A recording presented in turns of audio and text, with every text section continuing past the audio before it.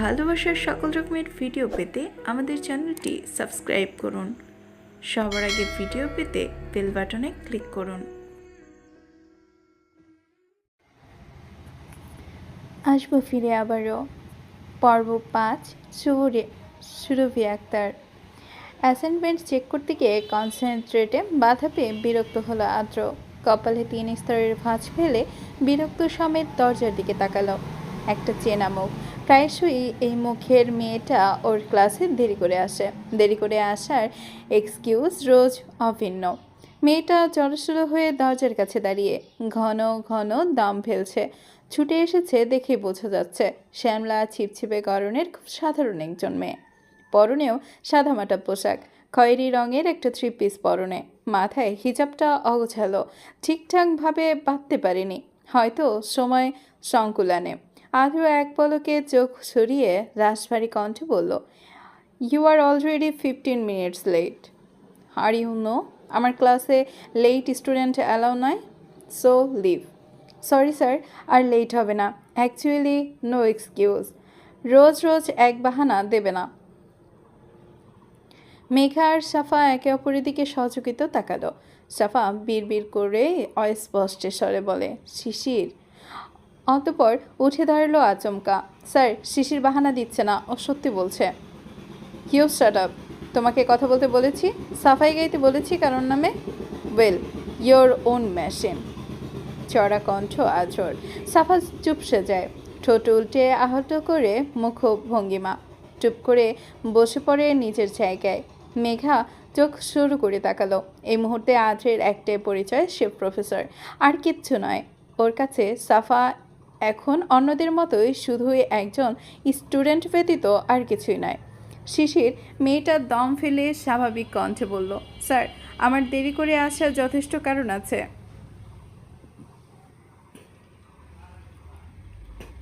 সে কারণেই প্রিভিয়াস ক্লাসও মিস করেছি। আপনি আমাকে ক্লাস অ্যাটেন্ড করতে দেননি। আজ দিন আপনি জোর খাটিয়ে আমাকে ক্লাস করা থেকে বাধা দিতে পারেন না। আদ্রর কপালে ভাঁজ পড়ে আরও। হাতের অ্যাসাইনমেন্ট পেপারে রেখে উঠে দাঁড়ায়ও। শিশির কথাটা উপেক্ষা করে সকলের উদ্দেশ্যে বলে, এভরিওয়ান ফোকাস অন মি। আদ্রের দিকেই তার সকলের ফোকাস। ফারিনও কথাটার গালে হাত ঠেকিয়ে মিনমিনিয়ে বলল, আমার ফোকাস তো সবসময় তোমার দিকেই থাকে মাই লাভ। উফ, ইউ আর সো অ্যাট্রাকটিভ। তুমি চোখের সামনে থাকলে ফোকাস অন্যদিকে দেও কী করে বলো? আজও নতুন টপিকে লেকচার শুরু করতে গেলে আবার সেই নরম কণ্ঠ ভেসে আসলো, স্যার প্লিজ। আজও আর শোনে না। সাফা আর মেঘা অসহায় চোখে পিটপিট করে চায় শুধু। আজওকে অ্যালাউ করবে না কিছুতেই। আজও নিজের লেকচার শুরু করলো। শিশির দরজার বাহিরে অনেকক্ষণ দাঁড়িয়ে রইল নিষ্প্রাণ ভঙ্গিতে। পা দুটো টলছে অবসান্নতায়, চোখে ঘুমহীনা এক রাশ ক্লান্তি। অসাহত হয়ে আর দাঁড়িয়ে থাকতে পারল না মেয়েটা। দরজা ধরে সরে গিয়ে পাশের করিডোরের ওয়েটিং বেঞ্চটায় বসলো ধপ করে। হাঁটুতে কোনোই ভর দিয়ে মাথা চেপে ধরে বসে রইল কিছুক্ষণ। চোখ দুটো বুজে আসছে, খচখচ করছে বুক। এত তাড়াহুড়ো করে কাঠ খড় পুড়িয়ে এসে কি হলো? ক্লাসটাই তো মিস গেল। মাথার হিজাবটা খুলল শিশির, পরিপাটি করে বাঁধলো আবার। ক্লাস শেষ হলে পাক্কা 1 ঘন্টা পর। ততক্ষণ নীরবে চুপটি মেরে বসে রইল মেয়েটা। ক্লাস শেষ করে ওর সামনে দিয়ে গট পায়ে ক্লাস থেকে বেরিয়ে গেল আদ্র। মেয়েটা আধো চোখ তুলে চাইল এক পলক। আদ্রের পিছু পিছু তড়িঘড়ি করে ক্লাস থেকে বেরিয়েছে মেঘা আর সাফা। বেরিয়েই হন্যে হয়ে দু চোখে শিশিরকে খুঁজল। পাশে বসে থাকতে দেখে ছুটে আসলো দুজনে। সাফা বিচলিত হয়ে পড়ল। শিশির, কি হয়েছে তোর? 2 দিন ধরে খোঁজ পাচ্ছি না কেন? সব ঠিক আছে? শিশির মেয়েটা মলিন হাসলো, বলল, ভাইকে আবার হসপিটালে ভর্তি করতে হয়েছে, যেখানেই ছুটোছুটি করেছি রোজ। বলিস কি আবার? মেঘা বলল পাশে বসে। আজর ভাইয়ার ক্লাসের জন্যই এসেছিলি নিশ্চয়ই? আজ তো আর ইম্পর্টেন্ট ক্লাস। এখন কি আবার হসপিটালে ফিরবি? কেমন আছে তোর ভাই? যেমন থাকে তেমনই। আদৌ সুস্থতার কোনো লক্ষণ নেই, মাঝে মাঝে শুধু অসুস্থতা বেড়ে যায়। জানিসই তো সবটা। এখন আবার হসপিটালে যেতে হবে। মা একা আছে, আপু অফিসে, আমাকে সামলাতে হবে গিয়ে। তোদের অপেক্ষায় ছিলাম, এসেছি যখন ভাবলাম তোদের সাথে কথা বলেই যাই। আর একটা কথা, শিশির কথা শেষে হওয়ার আগেই মেঘা আশ্বস্ত করে বলে ওঠে, আমি সব নোটস দিয়ে দেবো তোকে, এটা আর বলতে হবে না। শিশির মৃদু হাসলো, হাসিতে উচ্ছ্বাস নেই বিন্দুমাত্র। মেয়েটার সৌন্দর্য খুব সাধারণ, শ্যামলা বর্ণের, খুব অনাড়ম্বর একটা মেয়ে। শিশির পুরো নাম আমাইরা নূর শিশির, খুব সাধারণ সচ্ছল পরিবারের একটা মেয়ে। পরিবারে মা, বোন, বড় বোন আর ছোট একটা ভাই ব্যতীত কেউ নেই। বড় বোন আনায়া নূর ইকরা ছোটোখাটো একটা চাকরি করে সংসার চালায়। শিশিরের পেছনে ব্যয় নেই। মেধাভিত্তিক স্কলারশিপে ইউনিভার্সিটিতে চান্স পেয়েছে ও। চান্স পেয়েও এই বড়লোকি বিশ্ববিদ্যালয়ে পড়তে চায়নি সে। ইকরা চুরি করে পড়তে হচ্ছে এখন। পড়াশোনায় খুব চতুর মেয়েটা, তবে ইদানিং বেখেয়ালি হয়ে যাচ্ছে হাজার চাপে। ওর ছোট ভাইটা সবে 12 বছর বয়স। এই বয়সে দুরারোগ্য রোগে আক্রান্ত, ব্রেন টিউমার, এখন 3rd গ্রেডে। ক্যান্সার রূপ নিয়েছে এই ব্যাধি। মাসে 20 দিনই হসপিটালে কাটাতে হয়। নানা থেরাপির দরুন ওর ভাইটার অবস্থা জর্জরিত। ডাক্তাররা যথেষ্ট তৎপর, বাকিটা উপরওয়ালার হাতে। মেঘা আর সাফা এই বিষয়ে অবগত। ভার্সিটিতে ওদের বন্ধু কম, ভালো বন্ধু বলতে একমাত্র এই শিশির। তাও ওরা নিজে থেকে এই শিশিরের সাথে বন্ধুত্ব করেছে। মেয়েটা সবসময় গুমড়ে থাকে, মনের কথা বলে না কখনো, হাজার কষ্ট চেপে রাখে অন্তরে। এতদিন সাফা আর মেঘার সাথে সম্পর্ক অনেকটা গাঢ় হয়েছে ওর। এখন ওরা 3 শালিক, তবে 2 ডালের। শিশির তখনই বেরিয়ে গেছে হসপিটালের উদ্দেশ্যে। ছুটির পর মেঘা আর সাফাকে নিয়ে বাড়ি ফিরেছে আদ্র। সাফা মুখ কালো করে গাল ফুলিয়ে রেখেছে, বারবার আদ্রকে ভেঙচি কাটছে। এই আদ্র মহাশয় ক্লাসের সবার সামনে ধমকেছে ওকে। অপমান বোধ হয়েছে মেয়ের। আদ্র ফ্রন্ট মিররে বারবার সাফাকে দেখছে। যতবার চোখাচোখি হচ্ছে ততবারই চোখ উল্টিয়ে মুখ বাঁকাচ্ছে সাফা। বিরক্ত হচ্ছে আদ্র। মেঘা আর সাফা পেছনের সিটে বসেছে। আদ্র ড্রাইভ করতে করতে ফ্রন্ট মিররে তাকিয়ে রাজবাড়ি কণ্ঠে বলল, হয়েছেটা কি তোর? বারবার চোখ বাঁকাচ্ছিস কেন? চোয়ালে চুলকানি ধরেছে? থাপ্পড় খাবি? মারবো থাপ্পড় একটা, সব চুলকানি সেরে যাবে একদম। সাফা ফের মুখ বাঁকায়, কথা বলবে না আমার সাথে? তুমি আমাকে সবার সামনে ধমকেছ, ভুলে যাইনি আমি। ভার্সিটির এমন ভাব করো যেন আমাদের চেনোই না, আমরা যেন কেউ হই না তোমার। তো কি হোস তুই আমার, যে তোকে ভার্সিটিতে আলাদা করে ট্রিট করতে হবে? বউ হোস? বউ? তোমার বউ হতে বয়ে গেছে আমার। তুমি শুধু বেকার বেকার কতগুলো রুলস দিয়ে রেখেছ, একটু বেশি রুড হয়ে গেছো তুমি। তুমি জানো শিশির কত ভালো, ও কতটা প্রবলেম ফেস করে তারপর ক্লাসে আসে, তুমি জানো? তুমি তো ওকে ক্লাসে ঢুকতেই দাও না। ওর প্রবলেমগুলো শোনো তুমি, শুনলে জানলে কখনো এমনটা করতে পারতে না। তো কি করব? রুলস ইজ রুলস, সেটা সবার ক্ষেত্রে এক, তোদের ক্ষেত্রেও তাই। তোদের বা অন্য কাউকে আলাদা করে ফ্যাসিলিটি দিতে গেলে পার পাবে সবাই। এমনিতেই আমার ক্লাসে ওসব রুলসের জন্যই অ্যাটেন্ডেন্স বেশি। রুলসের জন্য না ছাই, থুক্কু ছাই না, তোমার এই দামড়া মার্কা চেহারা রূপের জন্য। এত সুন্দর প্রফেসরকে দেখার জন্য ক্লাসে তো অ্যাটেন্ডেন্স বেশি, বুঝলে? তোমার ক্লাসে কেউ পড়তে আসে না, আসে তোমাকে দেখতে। এত সুন্দর হয়েছো কেন তুমি? হেসে ফেললো আদ্র, সাথে মেঘা। আদ্র আর কিচ্ছু বলল না। মেঘা ফোন ঘাটছে আনমনে। জানালা দিয়ে বাইরে তাকাতেই লাফিয়ে উঠল সাফা, আদ্র ভাইয়া ফুল। ট্রাফিক আটকেছে, গাড়ি বাইরে একজন ফুল বিক্রি করছে, তা দেখে চেঁচালো সাফা। ওর জীবনে এমন প্রাণে দুটো জিনিস খুব প্রিয়, একটা চকলেট, অন্যটা ফুল। সে যে কোনো ফুল হোক, রোজ রোজ তাজা ফুল হাতে স্পর্শ করতে না পারলে দিন শান্তিতে কাটেই না ওর। বাগানে কত শত গাছ লাগানো হয়েছে ওর জন্য। ফুল জিনিসটা ওর বড্ড শখের। আদ্র জানতো এমনটা হবে। এই মেয়ে এখন ফুল দেখেছে মানে ওকে ফুল কিনে দিতেই হবে। গাড়ির গ্লাস নামিয়ে একটা গোলাপের তোড়া কিনলো আদ্র। তোড়াটা পিছনের দিকে বাড়িয়ে দিতেই সাফা হুড়মুড়িয়ে সেটা হাতে নিল। নাকটা বলো ফুলের পাপড়ির আবডালে। আজও ফ্রন্ট মিররে এই মেয়ের বাচ্চামো দেখে মৃদু হাসলো। এবার লক্ষ্য করলো মেঘার দিকে। মেঘাকে অমনোযোগী দেখে ডাকতো, মেঘবুড়ি। সচকিত তাকায় মেঘা, উত্তর করে, হ্যাঁ ভাইয়া, কিছু হয়েছে? কই কিছু না তো। আজও খানিকটা মিররের দিকে তাকিয়ে রইল, কিছু বলল না। বাড়ি ফিরে সিরাতকে নিয়ে হসপিটালে বেরিয়েছিল আদ্র। সিরাত আর বেবির কিছু নর্মাল চেক আপ ছিল হসপিটালে। আহিয়ান অফিসে ছিল বিধায় আদ্র নিজে সিরাতকে নিয়ে হসপিটালে গেছিল।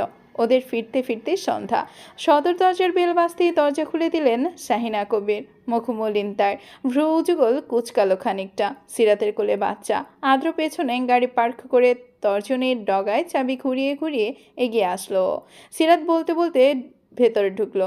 কি হয়েছে মনি, মুখটা এমন শুকনো দেখাচ্ছে কেন? ভেতরে ঢুকলো সিরাত।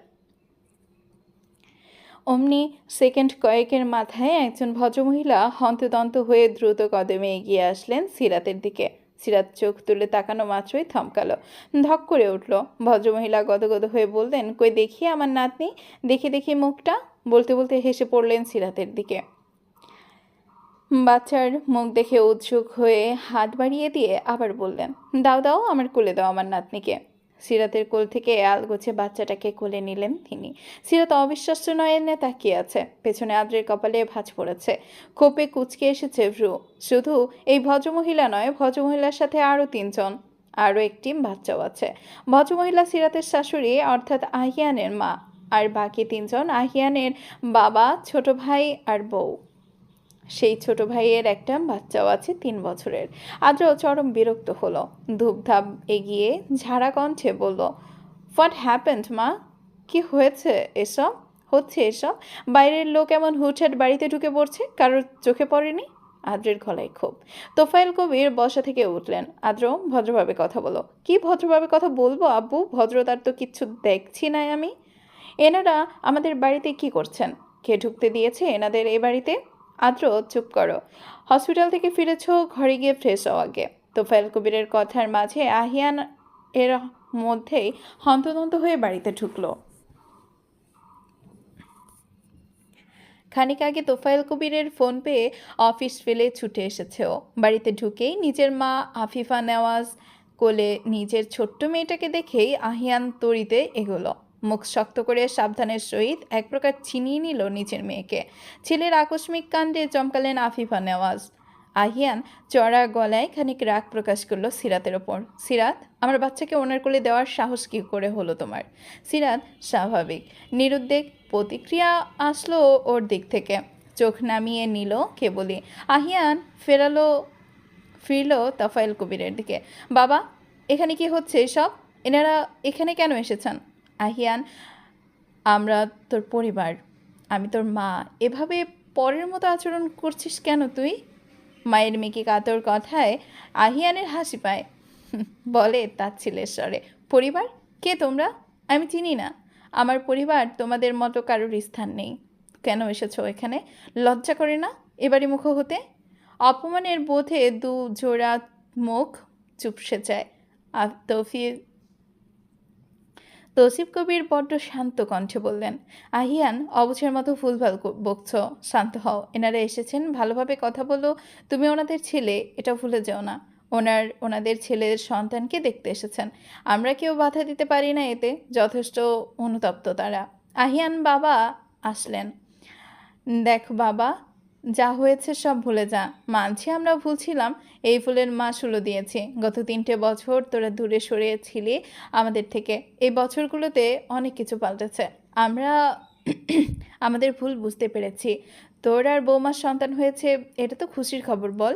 পুরুষ মানুষও যে এত নাটকীয়ভাবে ভাব জমিয়ে কথা বলতে পারেন, তাই ভদ্রলোককে না দেখলে বোঝা মুশকিল। নিজের বাপ মায়ের ওপর কেবলই তাচ্ছিল্যে হাসে আহিয়ান। রুবিনা কবির সবার মধ্যে থেকে বলে উঠলেন এবার, আপনারা দাঁড়িয়ে আছেন কেন? বসুন, বসে কথা বলুন। আফিফা নেওয়াজ বললেন, আমরা আজ আর বসবো না।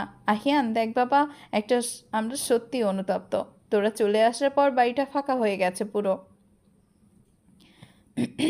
এমন কোনো দিন চাইনি যেদিন আমি কাঁদিনি। তোর কথা, বৌমার কথা খুব মনে পড়ে আমাদের। এখন তো তোদের অংশ এসেছে এত বছর পর, যার জন্য এত বিরোধ, সে তুই এসেছে। তোদের সন্তান হয়েছে, নাতনি হয়েছে আমার। এবার ফিরে চলো বাড়িতে। আমরা তোদের নিতে এসেছি, তোকে, বৌমাকে আর আমাদের নাতনিকে বাড়িতে ফিরিয়ে নিয়ে যেতে এসেছি আমরা। যাবি না ও বাড়িতে? মা ছেলের কথার মাঝে কবির পরিবারের কেউ কথা বলতো না। আদ্র খেপে গজগজ করে কিছু বলতে উদ্যত হতেই তোফায়েল কবির চোখের ইশারায় দমন করলেন ছেলেকে। এই মুহূর্তে কথা বলতে বারণ করলেন। আদ্র দাঁত খিচে দমে গেল হাত মুছো করে। আহিয়ান ডান হাতে বাচ্চাকে সামলে বাম হাতে সিরাতের হাত শক্ত করে ধরল। চল শক্ত করলো। এই মহিলা তার মা, এটা মানতেও বেঁধে যায় ওর নিকট। আহিয়ান শক্ত কণ্ঠে বলল, না যাব না, কোনো দিন যাব না। যারা আমার স্ত্রীর অসুখ তাদের কাছে গিয়ে আমি আমার স্ত্রীর সুখকে ধ্বংস করতে পারবো না। আমরা আমাদের সুখ খুঁজে নিয়েছি। যে সুখ তোমাদের হস্তক্ষেপ ছিল সেটা অসুখ ছিল। ছেলে বৌমা ছেলে বৌমার খোঁজ হয়েছে এত বছর পর।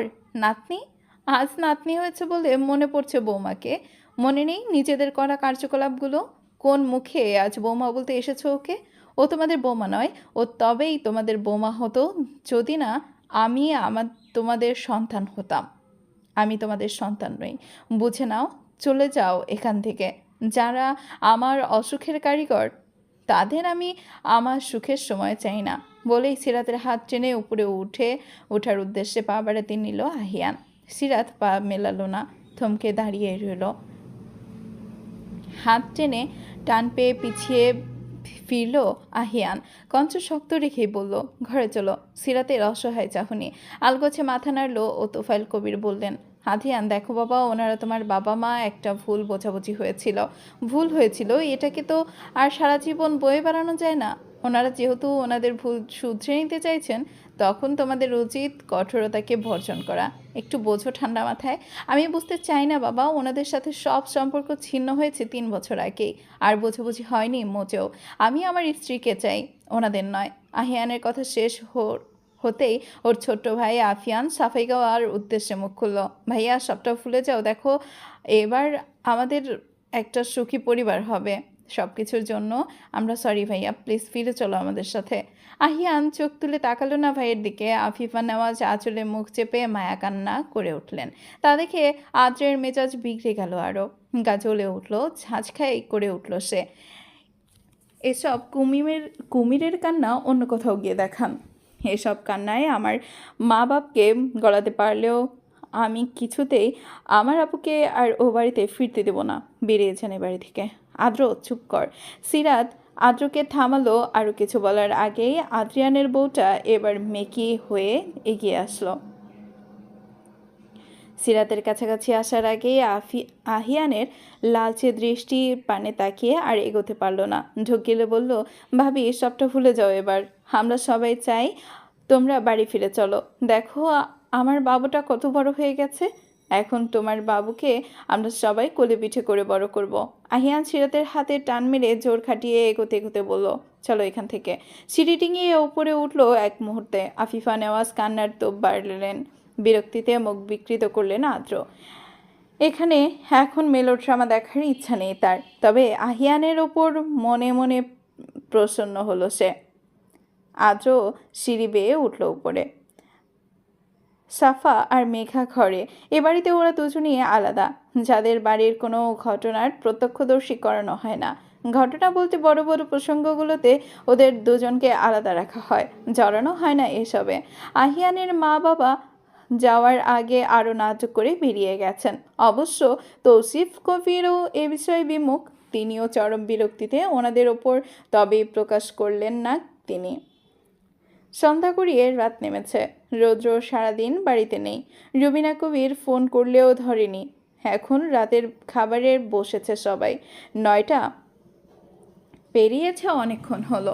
শাহিনা কবির আর রুবিনা কবির খাবার সার্ভ করে দিয়ে পাশেই দাঁড়িয়ে আছেন। রাতের বেলা সবাই একসাথে খেতে বসে। ভয়ে যায় পুরো টেবিল। সিরাত আর আহিয়ান ও বসেছে। খেতে খেতে তোফায়েল কবির মুখ খুললেন, আহিয়ান, তোমাকে আমার কিছু বলার ছিল। আপনি কি বলবেন আমি জানি বাবা, কিন্তু শুনতে চাই না।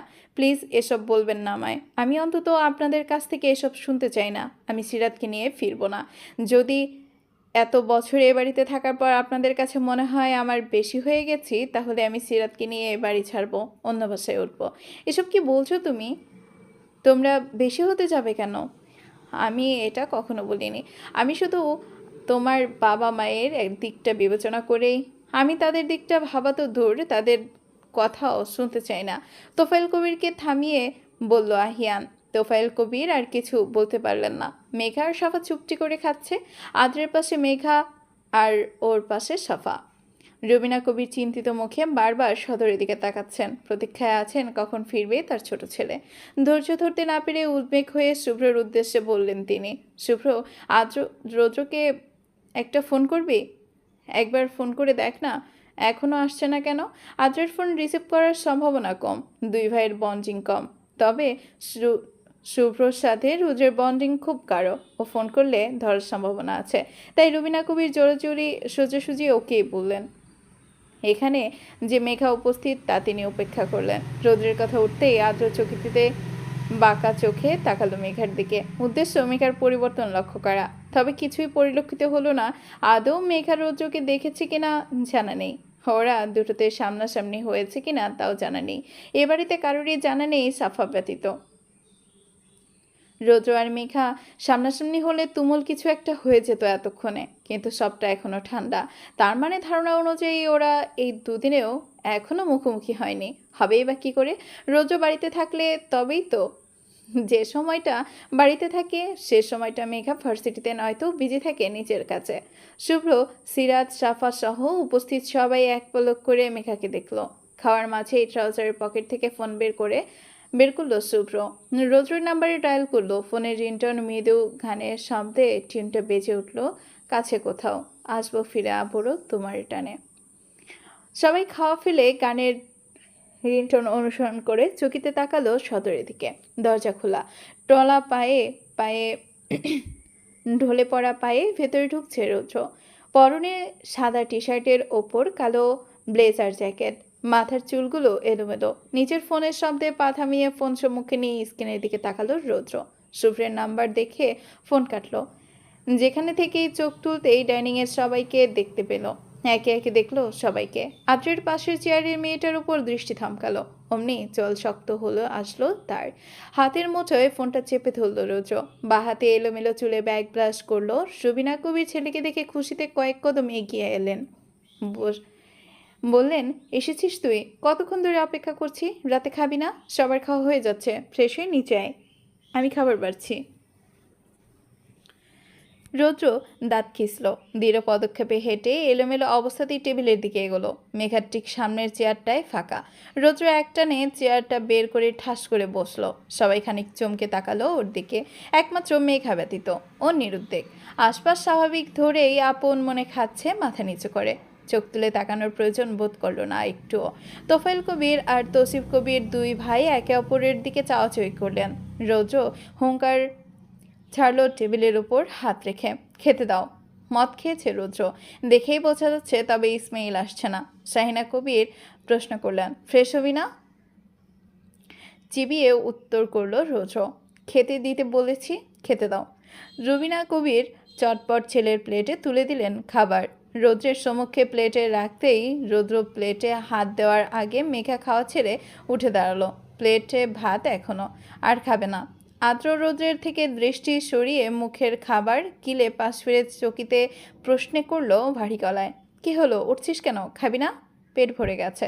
ছোট্ট উত্তর করে বেসিনের দিকে এগুলো শাহিনা কবির গলা তুলে বললেন, পেট ভরে গেছে মানে? কিছুই তো খাসনি এখনো, এটুকুতে পেট ভরলো তোর? হাত ধুয়ে উত্তর করলো মেঘা, ভরেছে মনি, আমি ঘরে গেলাম। এটুকুই থেমে বলল আদ্রের উদ্দেশ্যে, খাওয়া শেষ করে তাড়াতাড়ি এসো তো, আজকের চ্যাপ্টারটা একটু প্রবলেম আছে আমার, বুঝিয়ে দেবে। আর টুকটুকি, তুইও আয়। বলেই জোর কদমে উঠল সিঁড়ি ডিঙিয়ে। নিঃশব্দে ফোঁস করে শ্বাস ফেলল তোফায়েল কবির। রোজ রক্তিম দৃষ্টিতে দেখল সবটা। দুটো ভাত হাতে নাড়ছিল সবে, তবে মুখে তোলেনি। দাঁত খিচে রক্তবর্ণ দৃষ্টিতে মেঘার প্রস্থান দেখল। মেঘা দৃষ্টিগোচর হতেই রৌদ্র নিজের প্লেটটা ঠেলে দিল সামনের দিকে। গ্লাসের সাথে টোকা খেয়ে মৃদু শব্দ হলো। ঝটকা মেরে উঠে দাঁড়াতেই সচকিত বললেন রুবিনা কবির, তোর আবার কি হলো, উঠছিস কেন? খিদে নেই বলেই হাত না ধুয়ে সেভাবেই ধূপধাপ এগোলো সিঁড়ির দিকে। খাওয়া থামিয়ে তাজ্জব বনে চেয়ে রইলেন সকলে। রুবিনা কবির ডাকলেন ছেলেকে, তবে আর সাড়া পাওয়া গেল না ছেলের দিক থেকে। চলবে।